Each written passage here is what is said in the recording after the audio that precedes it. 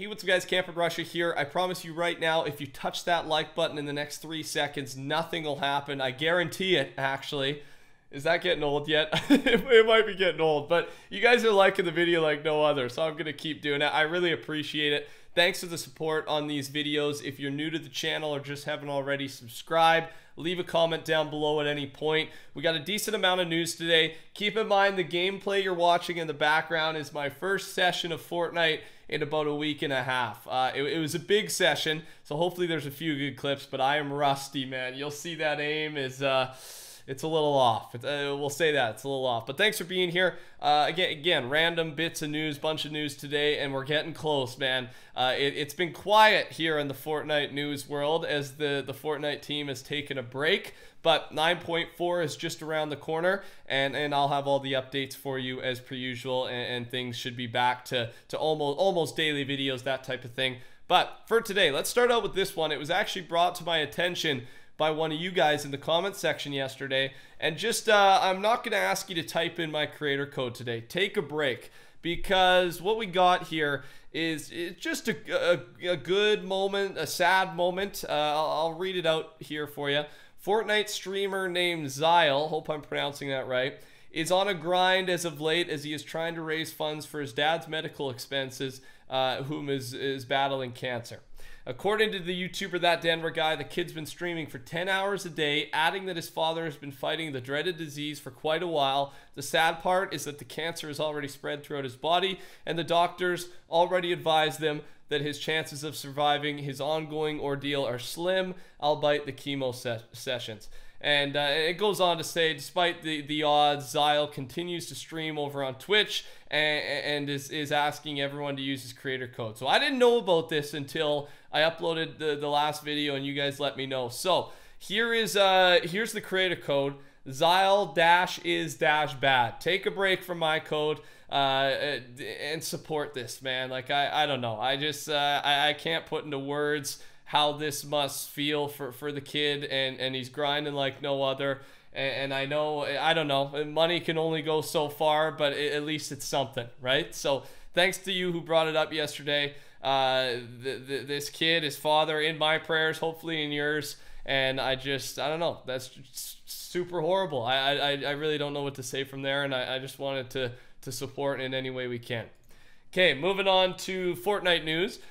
Trios Arena is now available for a limited time. They brought the Trios Arena back. So, of course, there's the tournament this weekend. I think I'm playing in it. I've got myself and Kurt, who again has taken a big break, and then my buddy Woodsy Woods, who I was playing with yesterday, trying to get the rust out. So it's gonna be a tough one for the three of us because we're rusty. I haven't played Trios in so long. I don't even know if we're gonna get a practice in before Saturday, but hopefully we get enough kills or some gameplay to get some clips for a video. But that's happening on Saturday. We don't know the time just yet, but to practice for that, they've released Trios Arena, and I'm really excited to see how this plays out. Still haven't had a chance to play the Trios Arena, but competitive trios, I've been looking forward to this for a very long time. And let me know if you've tried out this Trios Arena. Have you enjoyed it? Is it too hectic? Is it just enough? Is it completely different than duos? I want to hear, because I haven't had a chance, but I'm super excited they added this one, and I can't wait to give it a shot.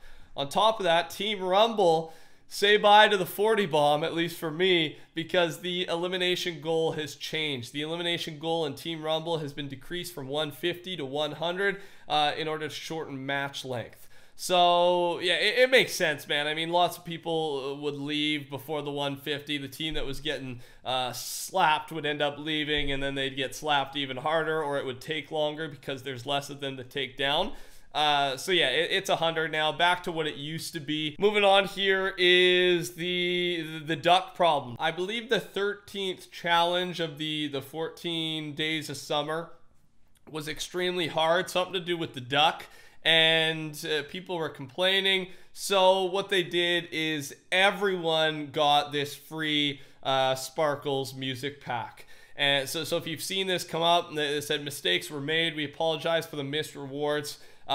Whether you completed the challenge or not, you're still going to get prompted for this. So everybody should have this free Sparkles music pack because they just made the challenge too difficult. And then with that, if that was your only challenge left to complete, you should unlock the smoothie back bling as well, because you'd have all 14 done. So if you see that pop up, it's a good thing. Had to do with a challenge mistake. It was too difficult. And if you completed it, no, there's no compensation at this point. And if they haven't announced it yet, I don't think there'll be compensation at all. All right, moving on here. Theory. Caddis is a giant hybrid. And here is the photo of what he means. And I think a lot of people have thought this, right? The eggs from previous seasons, the footprint there that matches the hybrid foot there with the 3 toes, I guess we could say. And because we know those eggs did hatch the hybrid, right? That was kind of revealed through some through the images, right? The season images or the weekly images, loading screens. And I think a lot of people think this, that the caddis, the creature, because it came out of Polar Peak, it was caged away, is the mother, or the mother, I'd assume the mother, not the father, in order to lay these eggs, of the hybrid. I don't know. What do you think of that? I'm on board with it, and that's why I wanted to share it with you, and a lot of people agree with it. Next up here in some exciting competitive news, there's this picture that's been released, talked about on the Fortnite competitive subreddit, Fortnite Xbox Cup. $1 million US prize pool for solos. Jump in and start training. So it looks like it's going to be an Xbox only, $1 million solo tournament. And this is the first we've seen a console only tournament, right? People have been looking for this for a while because even though, I mean, at this point, console and PC players, like there are insane players on both PC and console, right? We got my first one that comes to mind is FaZe Sway with the controller. I don't know if he's on console, but with the controller, that guy is insane, man. He is insane. Him and Tfue just broke the world record, I think, in Champions League Arena, 42 kills, I believe it was. I can't even tell what that guy's doing half the time, and he's a controller player. So I think the argument that long time, I've seen this on Reddit countless times over the past few months. And finally, theory for the Caddis vs. Doggus event and Season 10 in general. And then sit back, relax, enjoy the gameplay. Here we go. The event will most likely have participation as the robot flies out of the volcano and circles the island. A message of materials. What happens next is a massive tsunami as the Caddis creature rises from the depths. It is much larger than the robot and easily destroys it. The monster Gs and ARs. By now, the entire northwestern corner of the map is underwater and still being covered. Phase 2 of the event has begun. A second message appears on screen. To attack the monster with everything you have. A health bar appears at the top and the creature rushes towards each sky platform.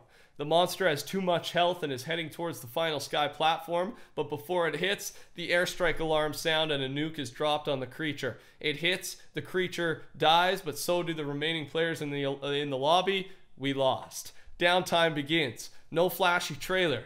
No map changes announced. Just weapon changes. They don't even talk about the battle pass. When downtime ends, however, something feels very wrong. Instead of Season 10, the battle pass and all promotional say Season 1, it isn't actual Season 1 stuff. It's a new battle pass and everything just called Season 1. When you load into a solos match, you see an entirely new map. A Neo world, just as the Tier 92 music track said.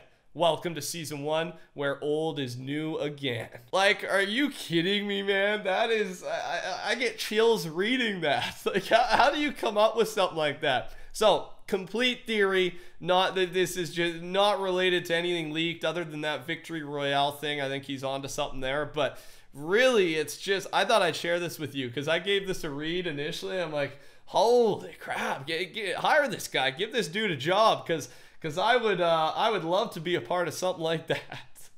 So I thought I'd share it with you. Let me know. Do you think he's right, wrong? Do you think he's onto something at all? I bet some of that's right. I got to be honest. And I'll leave it to you. With that being said, that's all I got for you today, ladies and gentlemen. If you enjoyed, make sure to touch that like button, subscribe to the channel, take a break on using my creator code, check out Zyle is bad, or go watch a stream, or at least type the code in. He's doing a great thing. Support him as much as we can. And excited for some more updates, some more news. We're going to be back firing it up. I'm sure that the team is going to, they got a lot planned. They got their break, they're refreshed. Let's get some updates going, man. Take care, everybody. Talk soon. Goodbye.